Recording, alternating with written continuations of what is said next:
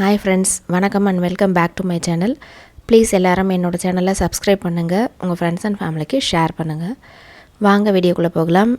இன்றைக்கி நாம் இட்லிக்கு ஒரு சிம்பிளான குருமா பார்க்க போகிறோம். இது சூடான இட்லிக்கு ரொம்பவே நல்லாயிருக்கும். கண்டிப்பாக எல்லாருமே வீட்டில் ட்ரை பண்ணி பாருங்கள். வாங்க எப்படி செய்கிறதுன்னு பார்க்கலாம். இதுக்கு நாம் முதல்ல உருளைக்கிழங்கு தனியாக வேக வச்சு எடுத்துக்கணும். இந்த மாதிரி ரெண்டு பீஸாக கட் பண்ணி போட்டு குக்கரில் ஒரு 3-4 விசில் வேக வச்சு எடுத்து வச்சுக்கோங்க. அடுத்து நல்ல வானல்லையோ இல்லை அதே குக்கர்லேயோ கூட எண்ணெய் நல்லா காயட்டோன்னு கடுகு போட்டுக்கோங்க. கடுகு நல்லா பொரிஞ்சு வந்ததும் ஆனியன், க்ரீன் சில்லி ரெண்டுத்தையும் சேர்த்துக்கலாம். கொஞ்சமாக கறிவேப்பிலை போட்டுக்கோங்க. இது நல்லா வதங்கி வரட்டும். தக்காளி வேணும்னா ஆட் பண்ணிக்கலாம், வேணான்னா விட்டுடலாம். தக்காளி போட்டே ஆகணும்னு அவசியம் இல்லை. புளிப்பு டேஸ்ட் வேணுங்கிறவங்க ஒரு தக்காளி வேணும்னா ஆட் பண்ணிக்கோங்க.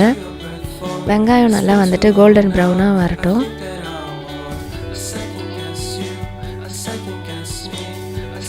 ஆனியன் நல்லா இந்த அளவுக்கு வதங்கினதும் ஒரு தக்காளியை நறுக்கி வச்சுருக்கேன், அது போட்டுக்கலாம். ஒன்று போதும். நல்லா தக்காளியும் வதங்கி வரட்டும். தக்காளி வதங்கிறதுக்கு வேணும்னா கொஞ்சமாக உப்பு போட்டுக்கோங்க. உப்பு போட்டு தட்டு போட்டு மூடி வச்சிட்டிங்கன்னா நல்லா வதங்கிடும். தக்காளி நல்லா வதங்கி வந்துருச்சு. நமக்கு அந்த எண்ணெய் பிரியும் போதே தெரிஞ்சிடும் தக்காளி நல்லா வதங்கிடுச்சுன்னு. நம்ம இப்போ வேக வச்ச உருளைக்கிழங்கு நல்லா இதில் மசிச்சு போட்டுக்கலாம். உங்களுக்கு பெருசாக வேணும்னா கட் பண்ணி போட்டுக்கலாம். கொஞ்சம் மீடியமாக இதுவாக இருக்கணும் அப்படின்னா, கிரேவி மாதிரி இருக்கணும் அப்படின்னா இந்த மாதிரி பொடியாக கையிலே நசுக்கி போட்டுக்கோங்க. ரொம்பவே நல்லாயிருக்கும்.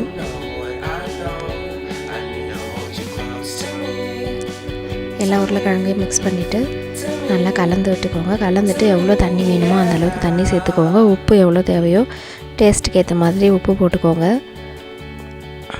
கொஞ்சமாக கலர் வேணும்னா மஞ்சள் பவுடர் கூட போட்டுக்கலாம், நான் போடலை. தண்ணி ஊற்றி நல்லா கொதிக்க வைக்கலாம். அவ்வளோதான், நம்ம கிரேவி கொஞ்சம் நேரத்தில் ரெடி ஆகிடும். இது நல்லா கொதிக்கிறதுக்குள்ளே நம்ம மசாலாவுக்கு தேவையானதை அரைச்சிக்கலாம். தேங்காய், கொஞ்சமாக பெருஞ்சீரகம், கொஞ்சமாக பொட்டுக்கடலை இதெல்லாம் சேர்த்து நல்லா தண்ணியை ஊற்றி ஃபைன் பேஸ்ட்டாக அரைச்சிட்டு வந்துடலாம். இந்த பொடி தான் நல்ல டேஸ்ட்டு கொடுக்கும். கண்டிப்பாக இதை ஊற்றியே ஆகணும். இதை ஊற்றலைன்னா கிரேவி குருமா நல்லா இருக்காது. நல்லா கொதிக்குது. இந்த டைமில் நம்ம அரைச்சி வச்சுருக்க தேங்காய் விழுதை ஊற்றிடலாம்.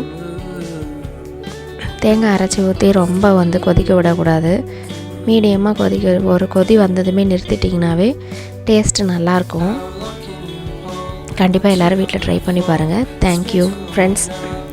ஹவுஸ் ஒய்ஃப்ஸ், காலேஜ் ஸ்டூடெண்ட்ஸ்க்கெலாம் ஒரு நல்ல கோல்டன் ஆப்பர்ச்சுனிட்டின்னு இதை சொல்லலாம். ஒர்க் ஃப்ரம் ஹோம், வீட்டில் இருந்தே நீங்கள் வேலை செய்யலாம். ஒரு மொபைல் ஃபோன் இருந்தால் போதும். ரொம்ப நேரம் வேலை செய்ய தேவையில்ல. ஒரு 15 to 20 மினிட்ஸில் முடிஞ்சிடும். வேணுன்றவங்க அந்த நம்பருக்கு வாட்ஸ்அப் பண்ணுங்கள்.